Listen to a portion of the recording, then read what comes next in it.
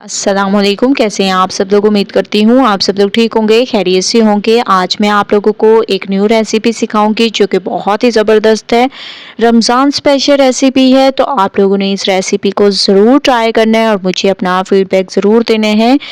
बहुत ही अमेजिंग ये हमारे स्नैक्स तैयार होंगे। जिनको फ्रेंच फ्राइज़ या ऐसी चीज़ें नहीं पसंद, तो आप लोग इस तरीके से इनको तैयार कर सकते हैं।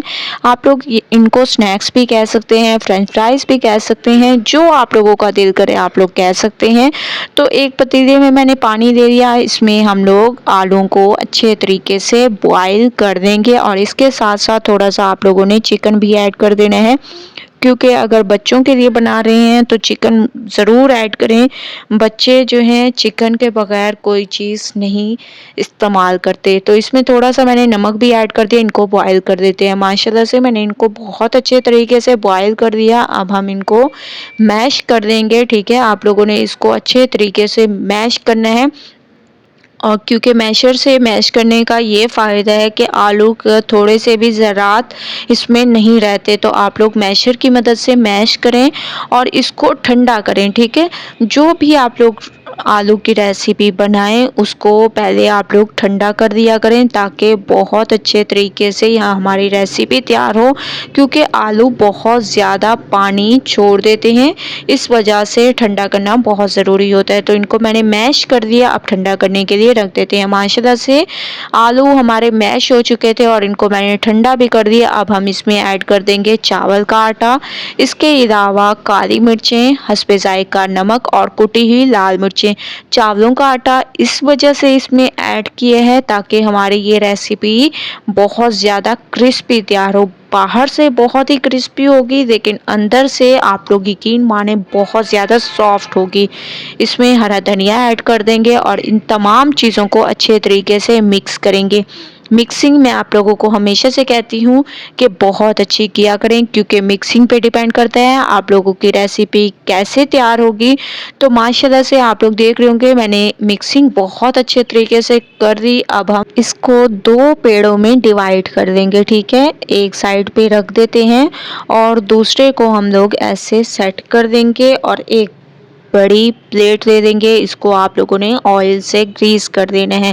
हाथ की मदद से इसको ऐसे फैला लें ताकि बहुत अच्छी सी शेप तैयार हो। आप लोगों को ऐसे शेप बनाने में बहुत ज़्यादा आसानी होगी और बहुत ही ज़बरदस्त शेप आएगी। एक ही साइज़ में आप लोग इन स्नैक्स को तैयार कर सकते हैं। बहुत ही स्पेशल रेसिपी है। रमज़ान में इन स्नैक्स को आप लोगों ने ज़रूर ट्राई करना है। इंशाल्लाह आप लोगों को बहुत मज़ा आने वाला है। जब आप इन स्नैक्स को ट्राई करेंगे तो इंशाल्लाह आप लोग बहुत ज़्यादा इंजॉय करेंगे इस रेसिपी को। ठीक है, तो माशाल्लाह से आप लोग देख रहे होंगे मैं इस साइज़ में इन तमाम की कटिंग कर दूंगी। उसके बाद नेक्स्ट स्टेप करते हैं। माशाल्लाह से ऑयल हमारा गर्म हो चुका है। तमाम को मैंने अच्छे तरीके से सेट करके और इनकी कटिंग की थी।